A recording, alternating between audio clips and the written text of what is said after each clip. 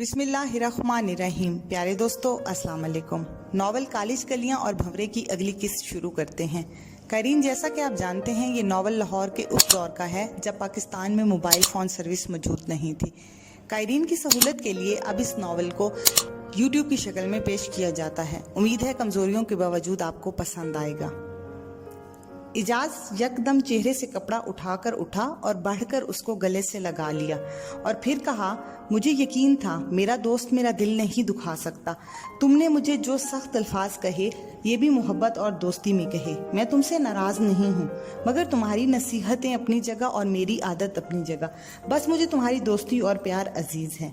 फिर हंजला को सामने खड़ा करके कंधों पर हाथ रखते हुए बोला, लेकिन मैं तुम्हारा एक कहा मानने लगा हूँ जो कुछ अरसा से मेरे जहन में है। इससे मुतल्लिक मैं तुमसे मशवरा लेना चाहता था। चलो आज मौजू छिड़ गया तो बात कर रहा हूँ। वो ये कि मैं शादी का ख्वाहिशमंद हूँ। हंजला हैरत से उसकी आंखों में देखते हुए कहने लगा, मगर किससे? मेरे यार, किसी नेक सीरत लड़की से शादी करना। इन बाजारी दोस्तियों मोहब्बतें पालने वाली लड़कियों से दोस्ती ना करना, शादी ना करना। ये मशवरा तुम ना भी मानो मैं तब भी दूंगा। शादी तुम्हारे भंवरेपन को ख़त्म करने में मददगार साबित होगी। इजाज़ ने हंसते हुए कहा, पता नहीं भंवरेपन को ख़त्म करने में मददगार साबित होगी या नहीं। अलबत्ता मेरा तौबा का इरादा नहीं, क्योंकि तौबा बंदा एक दफ़ा करे। जब मेरा दिल और दिमाग मुत्तफिक हो जाएंगे तो तौबा कर लूँगा, लेकिन अभी नहीं। और दूसरा मशवरा तुम्हारा सर आंखों पर। मैं खुद भी इंतहाई शरीफ लड़की से शादी करना चाहता हूँ और किस कदर अपना गुनाह भी हल्का करना चाहता हूँ। हंजला तजस्सुस भरी नज़रों से उसकी तरफ देखते हुए बोला, क्या मतलब? मेरी बात समझ में ना आई। कुफारा भी अदा करने चाहते हो और तौबा भी? मेरे दोस्त, अब नेकी का ख्याल आया है तो तौबा भी कर लो। तौबा में देर नहीं करनी चाहिए, क्या पता फिर वक्त मिले या ना मिले। इजाज़ ने टहलते हुए कुछ सोच कर कहा, मैं राबिया से शादी करना चाहता हूँ। वो हमारी क्लास फेलो जिसकी इज्जत मेरे हाथों नबीला ने उसको नशा देकर ख़राब कराई थी। यकीनन वो नेक बाज और पाक बाज थी। मज़ीद ये कि वो इंतहाई खूबसूरत है। तीसरी बात ये कि मेरे दिल पर इंतहाई बोझ है और वो मैं हल्का करना चाहता हूँ। साथ ही एक खूबसूरत और खूबसूरत लड़की से शादी करना चाहता हूँ जो मेरी इज़्ज़त की रखवाली कर सके। मेरे लिए वो इंतहाई मुनासिब है। उसकी बात सुनकर हंजला ने कहा, तुम्हारी सोच तो बहुत अच्छी है, मगर क्या वो भी तुमसे शादी पर रजामंद होगी जबकि वो तुम्हारे हाथों अपनी इज्जत बर्बाद करा चुकी है? इजाज़ ने दलील देते हुए कहा, मेरे ख्याल में वो ज़रूर शादी पर रजामंद होगी, क्योंकि शरीफ लड़कियां आइडियलिज्म का शिकार नहीं होती। और दूसरी बात यह कि मैं इसको अपनी इज़्ज़त बनाकर इज़्ज़त दूंगा। मेरे पैगाम पर शायद वो बात समझ जाए।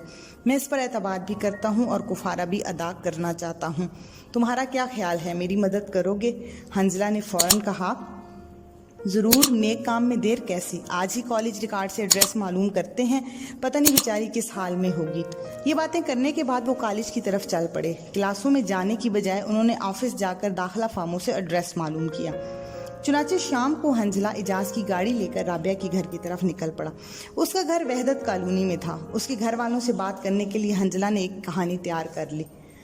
हंजला ने उसके घर जाकर दस्तक दी तो करीबन 50 वर्ष की औरत ने दरवाज़ा खोला और पूछा, बेटा किससे मिलना है? हंजला ने जवाब दिया, आंटी मुझे राबिया से मिलना है। मैं उसका क्लास फेलो हंजला हूँ। तकरीबन 1.5 माह से वो कॉलेज नहीं आई, इसलिए पता करने आया हूँ कि खैरियत तो है कि वो इतने अरसे से कॉलेज क्यों नहीं आई। आप गालिबन उसकी वालदा हैं। उस औरत ने कहा, जी बेटा, मैं उसकी वालदा हूँ। उसने कॉलेज छोड़ दिया है, अब प्राइवेट इम्तिहान देगी। हंजला ने बड़े मुअद्दबाना अंदाज में कहा, आंटी जी मुझे दरअसल एक ज़रूरी काम है, आप मुझे बैठने का नहीं कहेंगी? राबिया की वालदा ने बड़े धीमे अंदाज में कहा, बेटा, राबिया के नाना ज़रा बाहर गए हैं, घर पर कोई मर्द नहीं है, इसलिए मैं आपको बैठने का नहीं कह सकती। राबिया करीब ही एकेडमी में पढ़ाने गई हुई है, आती ही होगी। इतने में राबिया के नाना अबू आ गए। उन्होंने ड्राइंग रूम खोलकर हंजला को बिठाया ही था कि थोड़ी देर बाद राबिया की वालदा चाय और बिस्किट ले आई और वो एक कुर्सी पर बैठते हुए बोली, बेटा एक बात बताओ, क्या तुम्हारे कॉलेज में पढ़ाई बिल्कुल नहीं होती? राबिया कह रही थी, कोई फ़ायदा नहीं, खामखा कॉलेज जाने में वक्त ज़ाया होता है। कॉलेज में रेगुलर पीरियड नहीं होते, इसीलिए मैं प्राइवेट इम्तिहान दूंगी। हंजला समझ गया कि राबिया ने घर में कॉलेज ना जाने का बहाना बनाया होगा कि वहाँ पढ़ाई नहीं होती। राबिया के नाना हंजला से गपशप करते रहे। वो जब उठ गया तो हंजला के जहन में आया कि फ़ौरन दिल की बात कह दे, मगर इसका जहन गूं की कैफियत में था। आखिर उसने अपने आप से कहा कि मौका ज़ाया ना होने दे और कह दे। ये सोचकर उसने तमहीद बांधनी शुरू की। आंटी, मुझे आपसे एक बहुत ज़रूरी बात करनी है। बेटियां और बहनें इज़्ज़तदार की सांझी होती हैं। मैं राबिया की बहुत इज़्ज़त करता हूं और खुदा गवाह है, मैं ये बात पूरे सच्चे दिल से कह रहा हूं। बात ज़रा मुश्किल है, खुदा के लिए आप नाराज़ ना होइएगा। छोटे मुंह से बड़ी बात कर रहा हूं। मेरा इंतहाई करीबी दोस्त है, अच्छी फैमिली से है, राबिया को शरीके हयात बनाना चाहता है। आप एक दफ़ा उसको देख लेंगी, आप इजाज़त देंगी तो वो अपने वालिदैन को आपके घर ले आएगा। हंजला ने जब बात शुरू की तो मुकम्मल करके ही उसको सांस लिया। इतनी बड़ी बात कहते हुए उसके चेहरे की रंगत पीली पड़ गई।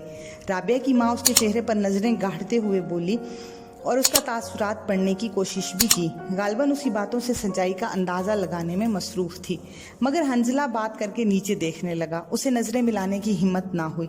राबिया की माँ सोच में डूब गई। शायद उसको हंजला की सादगी और सच्चाई पर एतबार आ रहा था। फिर उसने कहना शुरू किया, बेटा, क्या ये मुनासिब नहीं लगता कि जो बात उसके बड़ों को आकर करनी चाहिए वो तुम कर रहे हो।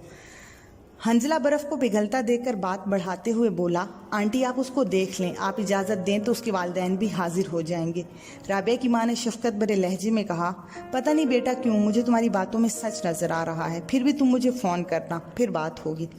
फ़ोन नंबर लेकर हंजला ने इजाज़त चाही और रुखसत हो गया। वापस हॉस्टल पहुंचा तो इजाज़ उसका मुंतज़िर था। उसको देखते ही बोला, बेगम